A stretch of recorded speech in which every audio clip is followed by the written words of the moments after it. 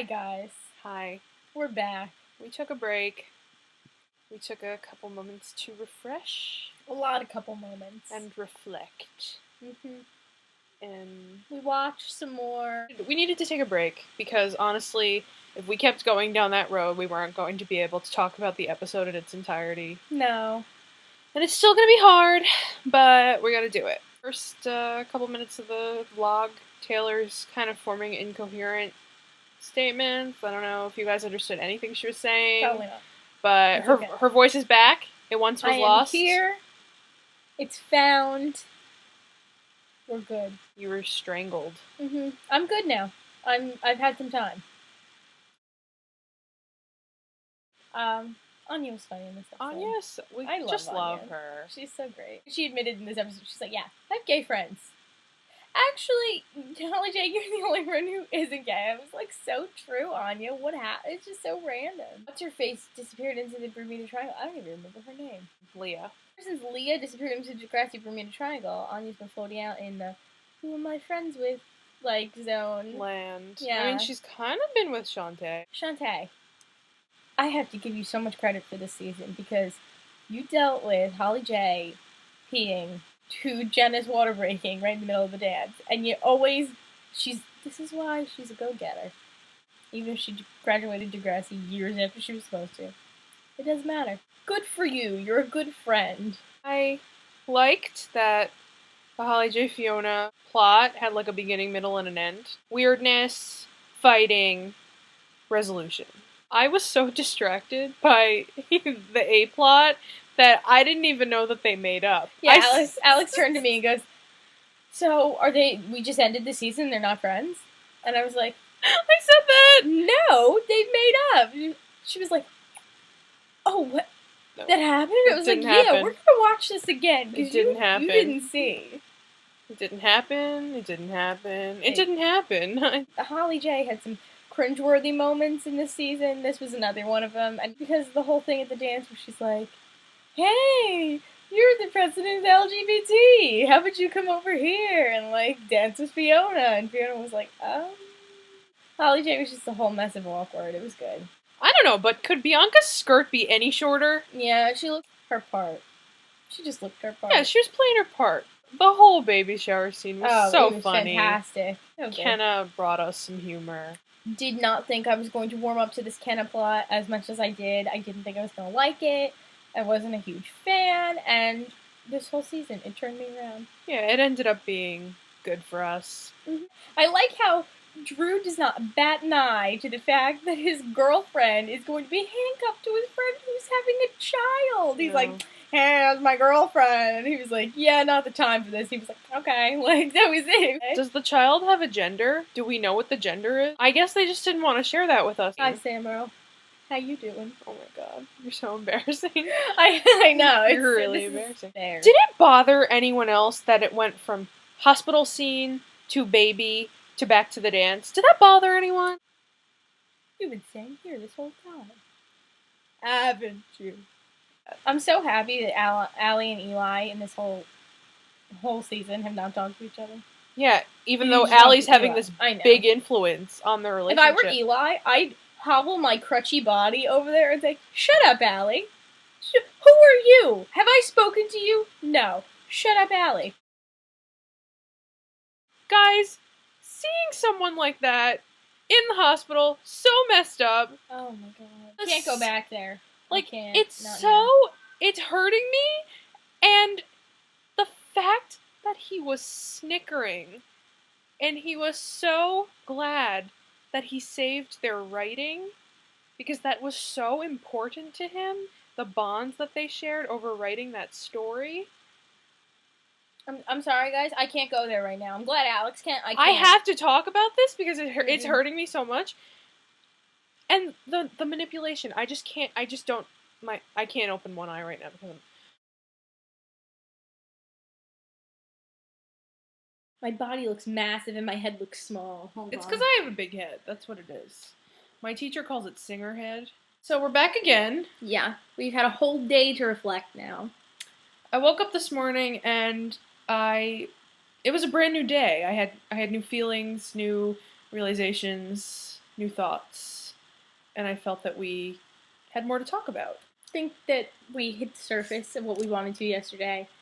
There's so much we didn't get to discuss in detail. We were traumatized. We needed time to absorb what had happened.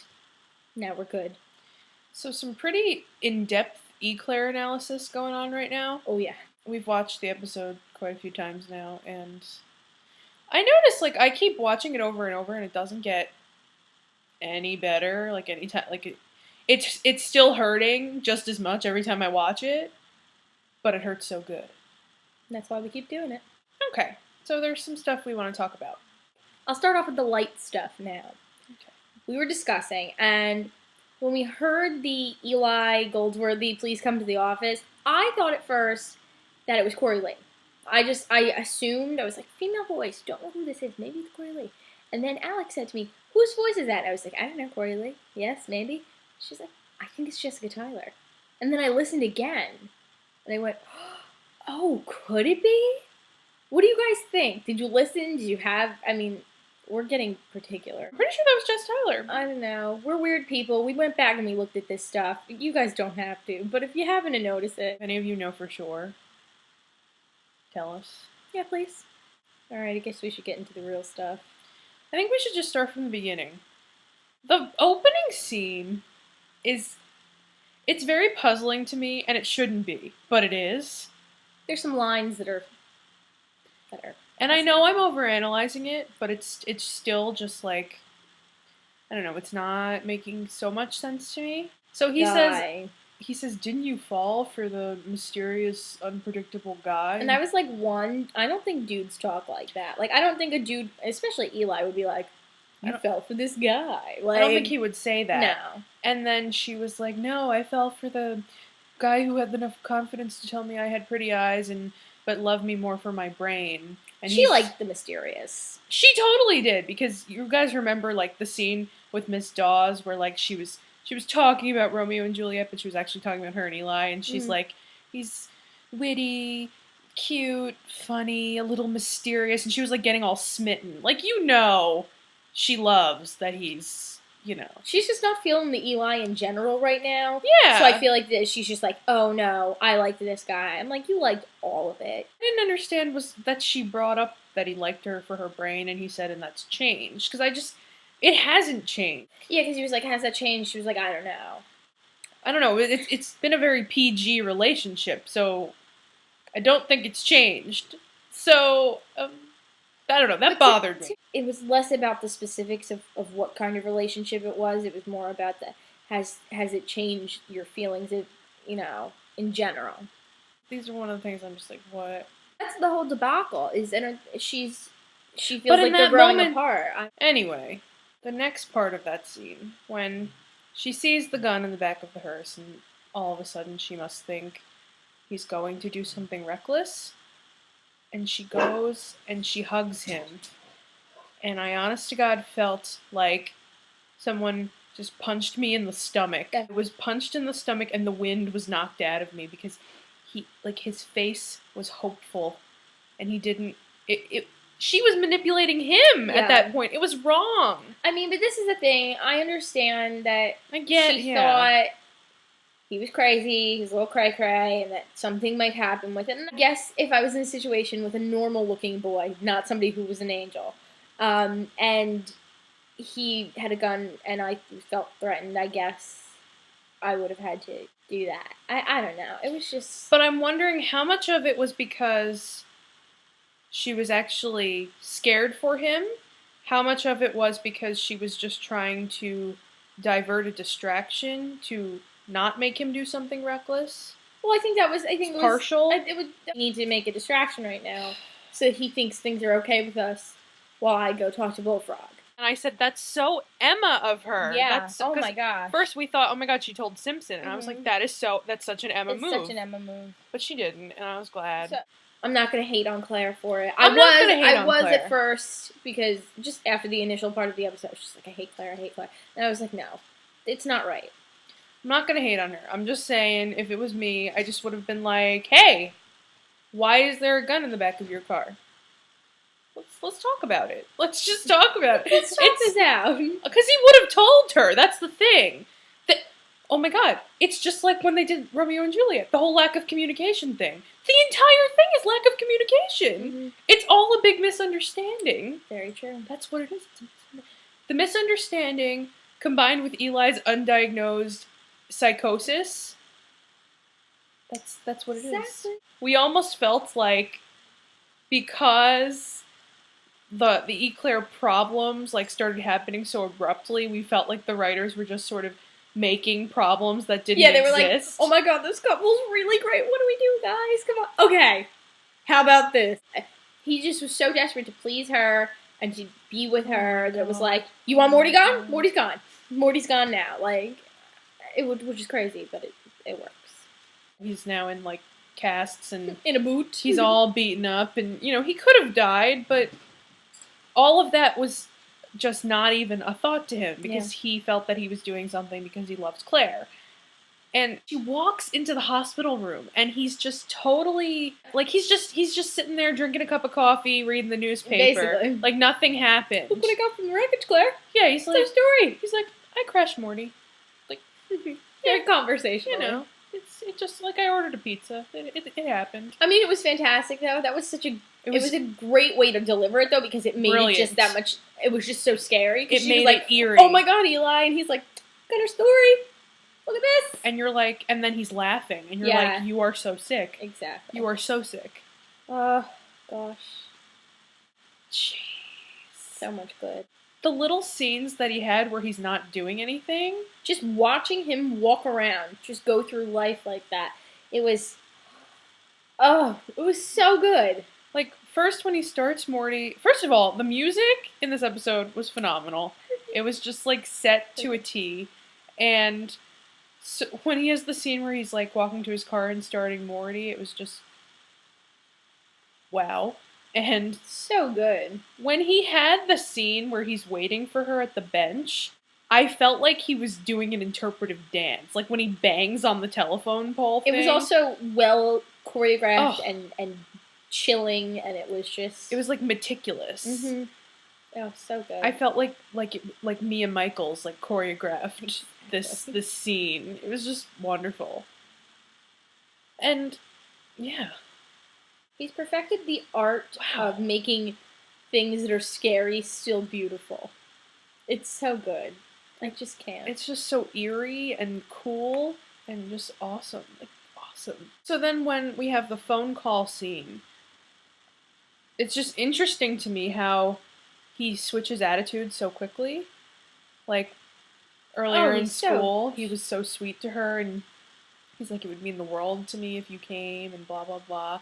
And then he's in the car, and he's, like, yelling at her, and all this scary stuff. Yeah. And I kept thinking to myself, what if Claire yelled back? Well, it's still, even it's as her much nature. As she's been liberated and she's so different now, it's still so much of her is St. Clair, is that kind of forgiving, and kind. It's not in her character to yell, but I wonder what would happen if it was. But if she did yell back, how would he have reacted? The what ifs that could have happened. There's so many what ifs. I think that's what people were really dissatisfied with, was that it was very straightforward. I think it happened the way it would have happened in real life, actually. Mm-hmm. Like, it made sense to me. Oh my god, Aislinn did the pretty cry in the hospital. I'm just realizing this. Oh, Aislinn, you have joined the ranks of Monroe Chambers in the pretty cry. Pretty girl cry. Oh my goodness. Good for you. It's very hard to get there. I'm so glad you did. She was pretty girl rocking it. And that is a look they need to keep for her. The makeup, the hair, it just all looks so lovely in all the hospital dance, everything like that. Yeah. It was so good.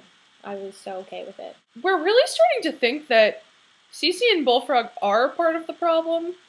I think they're enablers. Aislinn came busted in the hospital, and Bullfrog's just standing there with a cup of coffee, and he's like, oh, he'd be happy to see you. Like, yeah. I'm sorry, did your son just get in a car accident? I know he took the initiative at the school to be like, you know, no trip with Claire. But this is worse! But what I'm saying is, even there should have been more action taken. Like, yes. There should have been like, you need to come home now, we need to, like, talk about this, anything that, you know, could have prevented the craziness to happen later. When he says to Bullfrog, like, I'm a weird kid, I deal in weird ways, I don't know. I felt like that was strange for him to, like, acknowledge the fact that he's a weird kid. Yeah, that's not something he would say. Eli knows he's different, and he does try to put himself apart from the rest of the pack. Yeah. But been pretty normal up until In Too Deep. Like, he's been, like, actually, like, a pretty... Aside from, like, you know, the dead girlfriend and the hoarder scariness, he's been, like, a pretty typical dude. Yeah. So, I don't know, I didn't think he thought of himself that way. Yeah, it was kind of strange. I did like Bullfrog's, like, she's not gonna be any deader. I was like, yeah. Eli! It was also strange to me how, like, after Claire hugs him in the first scene, and she's like, walk me to my locker, and then in the following scenes, like, you would think after she got touchy with him and, like, nice to him again, he would have been like, oh, never mind, no more space. Yeah, I wonder if there was, like, after she jumped to Bullfrog, it was like, okay, you can leave me alone now. Yeah, she was like, I'm done with, like, no more escort, like, no thanks. It's so wrong. It is it's wrong. so wrong. I'm so sorry. Now it's time to talk about Allie in this episode. I'm kind of annoyed with Allie. She's like the Manny that is not Manny. Allie, are you just naturally kind of jerky? Like, she was like, oh, a kiss on the lips, Claire, and, you know, you don't owe him anything or whatever. It was just like, do you have to refer to that? No. Just because she's not a hoe. Exactly. Like some people I know. Yeah. Claire knows that. She's aware. She does what she wants. Yeah, Their relationship is so different. Allie, don't try and put your 2 cents in. You and Eli have not talked this whole season. Go away. Allie, what are you talking about? Yeah, Allie. And you were gone for like 10 years. You weren't even there. Yeah, you ran away, and, you know, you caused all this trouble. Just go back. Go away for a little while. We're done with you here. Get out of here. You don't even know this relationship. You have no idea. Even your math tests. You took her back in the dance. What is wrong with you? Oh, I know. That's it. Hello? The girl needs to go home. She needs to have a little bit of froyo. She needs to watch some TV and just chill out and be. Take her mind off of the hospital, sure. Not at a dance. You don't do that. Not now. That's just because Allie wanted to go back into the dance. No, get out of here. I was not happy with her. When you reminded me that she said the kiss the lip on the lips thing, like I'm stinging. Like I can't believe that. Part of it, I think, is just because she's been such a failure at relationships and she's been rejected so many times. She was like spoon feeding Claire things to say, basically. Yeah. In the long run. She lost both of her boyfriends. Now one of them's dating an Asian and the other one's with the school skank. But you know. Exactly. I'm sorry, Allie, but you're not that nice. You need to take a page from Claire. You know. Oh, yeah, Allie, try and do the pretty girl rock from Noah.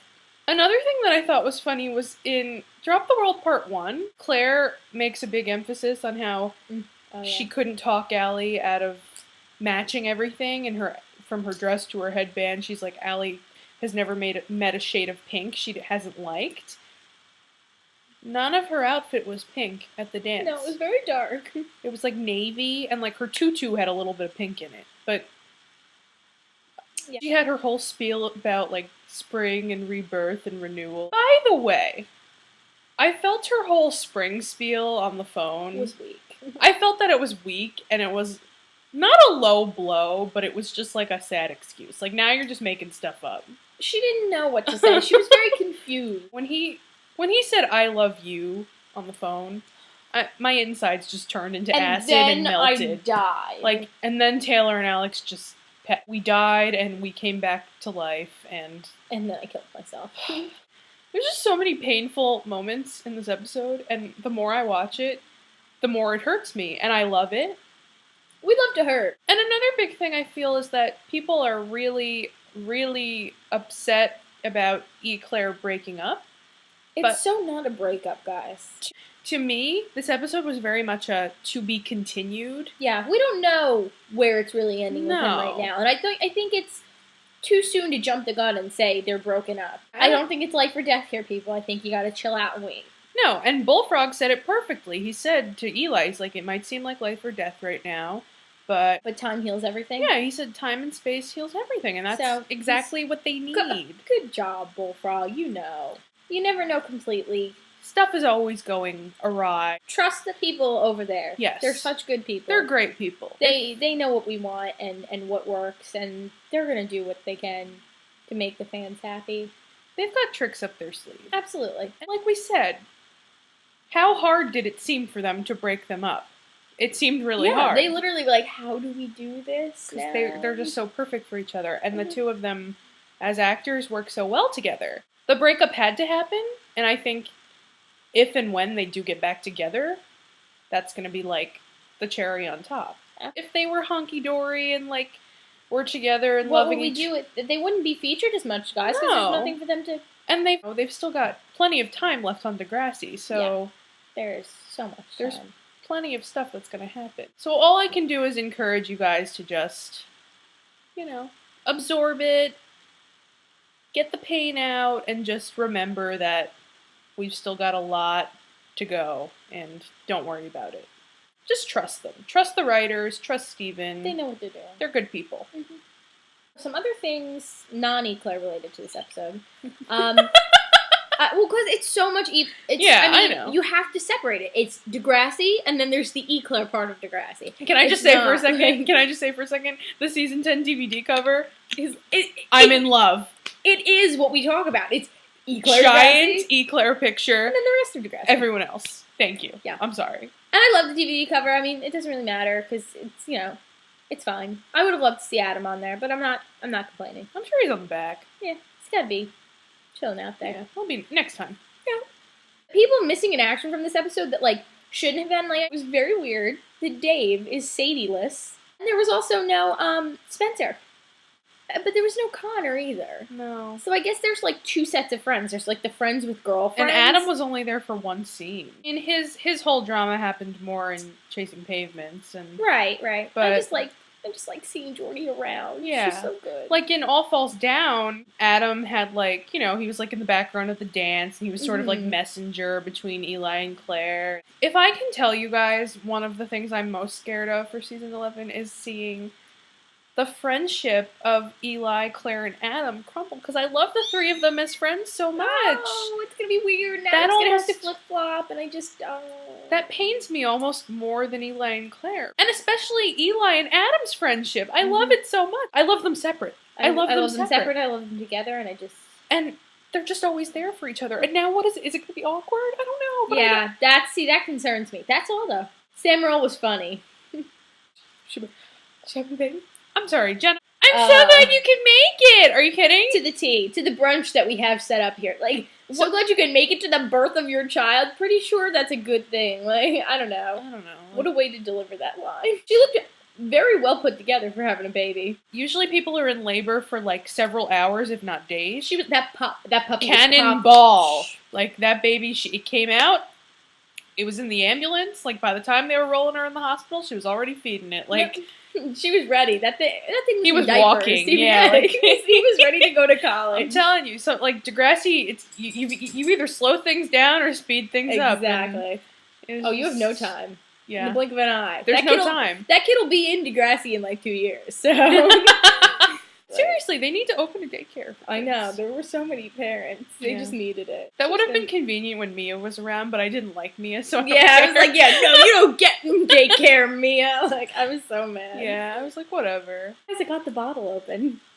Yay. This is her 4th one in 2 days. Yeah, actually, it is. A long time. Wow, let the laptop fall on us. It's. You know what? My leg is asleep right now, so you know what? Just no. Yeah. I don't know what to say to you right now.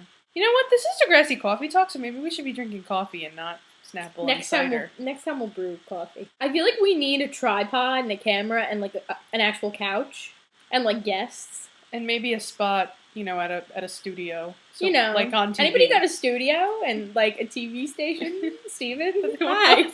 I love who I'm talking to. Hi. We just I like to cut away from the fans and go, hey, Steven.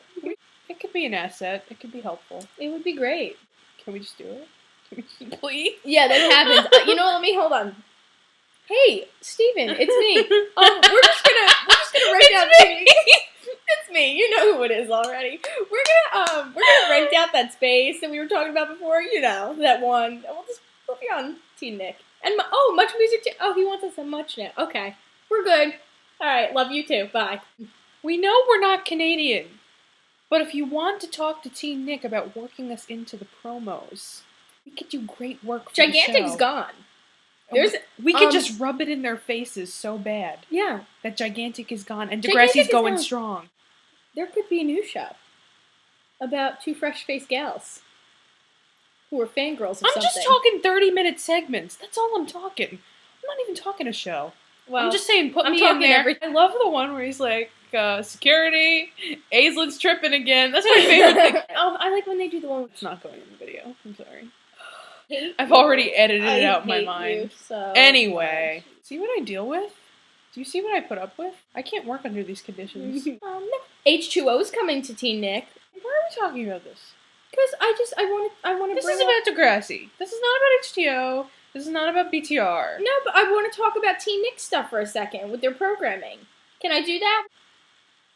Never mind. I'm just never speaking again. Apparently, I can't talk about programming on Teen Nick. Sorry, guys, if anybody, is interested. You've got to stick to the contract.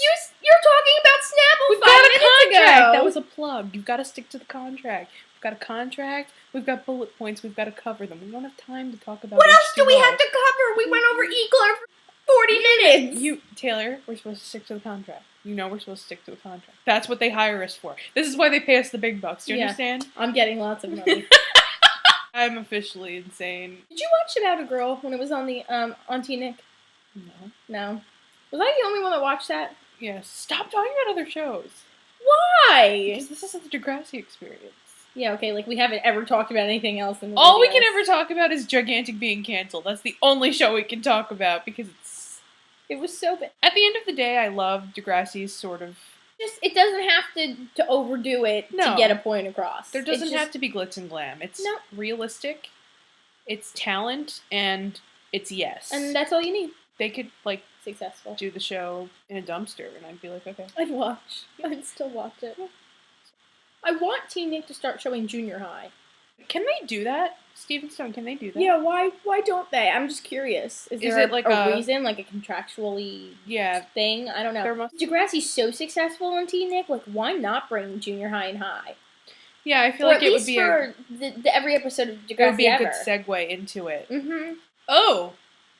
Eli has very long fingers. And, he grabbed Claire's arm, and, his hand was, here, and, his finger was basically, at her, on her shoulder. I was like, oh my God. He was actually patting her on the back. He grabbed her arm, but his fingers were like, it's okay, Claire. It was just really funny. When he reaches out to her, and, I just want to scratch my face off. That's what I want. I just want to scratch my face off. Hold out for season 11, guys. It's gonna be good. Yeah. And it'll be here before you know it. 86 days. Psst. No. Don't fret about all this Eclair business. Don't fret. It's gonna blow over. Sean and Emma were the couple of couples for such a long time. How many times did those people break up and make up and break up and make up? And it's just some seasons they weren't together, but then years later they would be. It's just, you never know what's gonna happen. Yeah. So don't panic. It's fine. Don't worry about it. Be happy, Degrassians. Yeah. Alright? Bravo to the casting, bravo to the writers, and bravo to the cast for making that possible. It's been a crazy journey through season 10. We've come full circle. We were here baking Monroe cakes at the beginning of the season. We didn't know how we got here. And now we're at the end. For now, we say adieu. Adieu. We hope everybody loved season 10 as much as we did. We're gonna say goodnight. Ta-ta.